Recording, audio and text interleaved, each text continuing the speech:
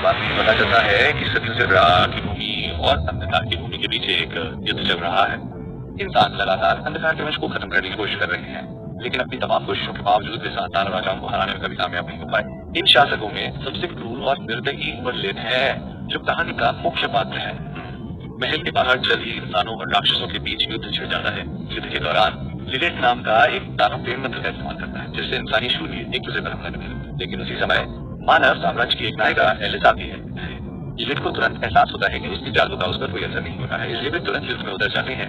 Alice पर लिलेट का एक युद्ध लगता है और कई हमलों और क्षमताओं के आदान प्रदान के बाद स्पष्ट हो जाता है कि लिलेट एक ज्यादा ताकतवर है। वो युद्ध का मजाक भी उड़ाती है। ये कहते कि ये नीरस है क्योंकि इसमें सच्चे नायक की शक्ति नहीं है। ये सुनकर एलिस भड़क जाती है और अपनी तलवार में ऊर्जा भरने लगती है। लिलॉट तलवार को पकड़ने की कोशिश करती है, लेकिन तलवार तुरंत टूट जाती है और वो हिल जाती है।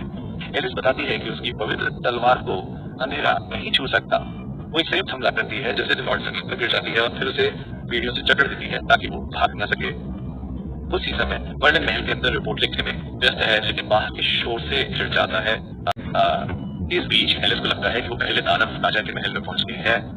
वो ये याद करके परेशान हो जाती है कि मर्लिन ने सदियों से उसे कैसे सताया है। वह अपने बगल में बैठे साधु से महल पर हमला करने की अनुमति मांगती है, लेकिन वो उसे बताता है कि ये अनावश्यक है। कुछ ही देर बाद कई जादूगरों के साथ वे एक विशाल प्राणी को बुलाना शुरू करते हैं।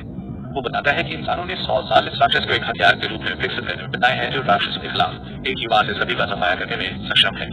एलिस का तर्क है कि सभी राक्षसों को खत्म करना जरूरी नहीं है और उन्हें मंजिल पर ध्यान केंद्रित करना चाहिए। आइए, हालांकि ऋषि स्पष्ट रूप से गुस्से में कहता है कि सभी राक्षसों को मारना उसके सम्मान की बात है। वो ये भी बताता है कि वो मर्लिन से बदला लेना चाहता है, जो उसने अतीत में ही पर उस लड़ाई की थी। वो कहता है कि वो एकमात्र इंसान था जो उसका सामना करने पर बचने में कामयाब रहा, भले ही भाग्य से हो।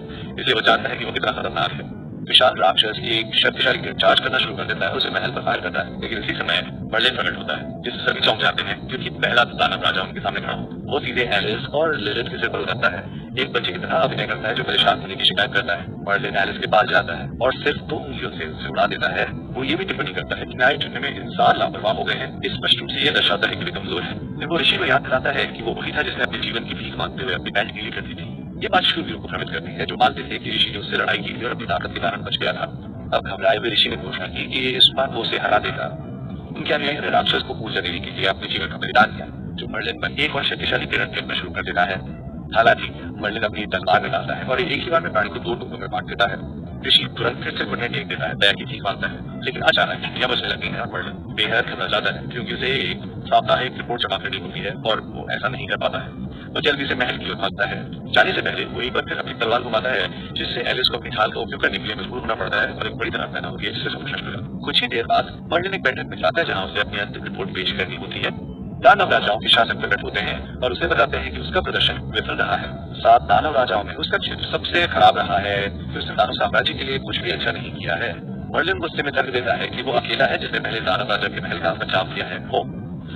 हालांकि राक्षसों में से एक रिपोर्ट पढ़ता है कि वह अक्सर महल को नष्ट करने के बजाय उसे भारी कर्ज में छोड़ देता है। उसे बताया जाता है कि अगर वो दानव राजा के रूप में दिखा देना चाहता है तो उसे एक बड़ी राशि का भुगतान करना। अंत में मर्लिन बेरोजगार हो जाता है और उस अर्ज पर लगभग $6 ट्रिलियन तक कर्ज हो जाता है।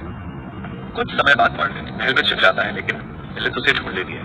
उसे बताता है कि वो महल छोड़ने की योजना बना रहा है ताकि दूसरों को दिखा सके कि उसके बिना कुछ नहीं कर सकते हैं और जब चीजें बदतर होंगी तो उन्हें उसकी आवश्यकता होगी। क्योंकि वो थोड़ा पागल काम कर रहा है, लिलिथ कहती है कि वो जानती है कि उसे शायद निकाल दिया गया था। मर्लिन का कहना है कि उसे नहीं निकाला गया था, बल्कि उसने इस्तीफा देने का फैसला किया है। लिलिथ दुखी होकर कहती है कि वो जानती है कि वो एक गड़बड़ है और कोई और उसे बर्दाश्त नहीं कर सकता, इसलिए वो उसके साथ रहना चाहेगी। हालांकि जब मर्लिन ने अपने भारी कर्ज का खुलासा किया तो उसने बस उसे उसकी यात्रा के लिए शुभकामनाएं दी। दूसरी ओर एलिस हमले से बच जाती है और उसे पता चलता है कि मर्लिन एक भयानक दानव राजा है। उसका मानना है कि अगर उसके पास मित्र कवच न होता तो वो टुकड़े टुकड़े हो जाती। अचानक उसे किसी के पास आने का एहसास होता है और वो अंधेरा ठंडा करती है। लौट आता है और सोचता है कि वो एक लाश है। मर्लिन के हमले के बाद इसी के बचने पर हैरान होकर वो एलिस को कहती है और कहती है कि शर्म की बात है कि इतना सुंदर चेहरा धूल में बदल गया और उसे संग्रहणीय क्रिया के रूप में घर ले जाने का फैसला करती है। जब लिलिथ उसे टुकड़ों में काटने के लिए अपनी तराजू निकालती है तो एलिस हमले को चकमा देती है और उसे बताती है कि वो बहुत आगे बढ़ रही है।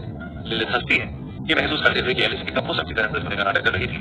एलिस खुद का बचाव करने की कोशिश करती है, लेकिन लिलिथ अब गुस्से में है और कहती है कि एलिस ने उसे दानव राजा के सामने शर्मिंदा किया है और वो उसे भागने नहीं देगी। और लिलिथ हमले से पूरी तरह घायल है। एलिस ध्यान भटकाती है और भाग जाती है। लिलिथ उत्साहित होकर कहती है कि वे बिल्ली और चूहे का खेल खेलेंगे और उसका शिकार करने के लिए 2 राक्षसों को तबू बुलाते हैं। एक अन्य दृश्य में मर्लिन तट पर पहुंचता है और दानव महाद्वीप छोड़ने का फैसला करता है।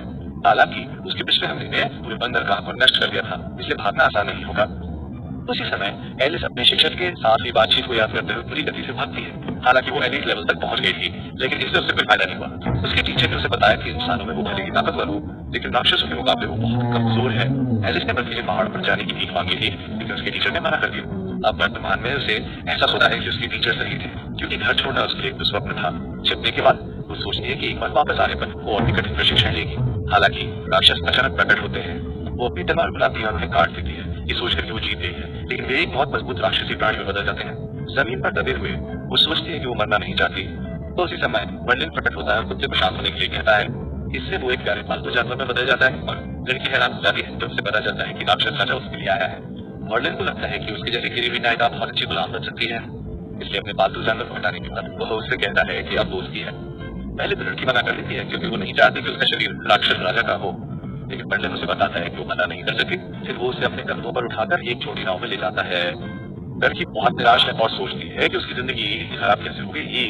मर्लिन उसे विकृत वहां से देखता है और जो होता है कि अब वो उसकी है। वो उस पर अपनी तलवार से हमला करने की कोशिश करती है, लेकिन वो उसे अपनी उंगलियों से आसानी से रोक लेता है, जिससे उसे एहसास होता है कि उसके पास उसके आदेशों का फल नहीं है। वो उसे एक अयस्क देता है और कहता है कि वे प्रकाश की भूमि की ओर जा रहे हैं। कुछ देर बाद वो कल्पना करती है कि उसने उसे हरा दिया है और अपने शिष्य को गौरवान्वित किया है, लेकिन मर्लिन के चेहरे पर पानी छिड़कने पर वो तुरंत वास्तविकता में लौटाती है।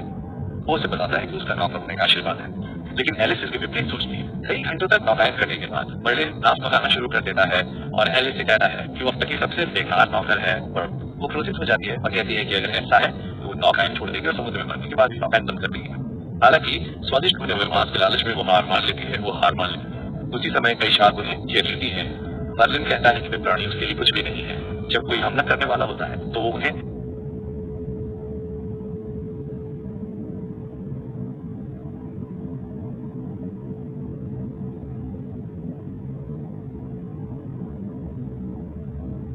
अपनी निगाहों से डराता है, जिससे वे तुरंत भाग जाते हैं। टेरी भी लड़की कहती है कि वह समुद्र के सबसे शक्तिशाली प्राणियों में से एक से डरती है, लेकिन मर्लिन घमंड से भरा हुआ दावा करता है कि वो बहुत सबसे मजबूत है। एक भयानक गंध मर्लिन तक पहुंचती है और लड़की बताती है कि यह ड्रैगन कहां से आ रही है, जो राज्य में सबसे महंगी सामग्रियों में से एक है। उसे उत्साहित करता है कि उसे ऐसा हो सकता है कि बहुत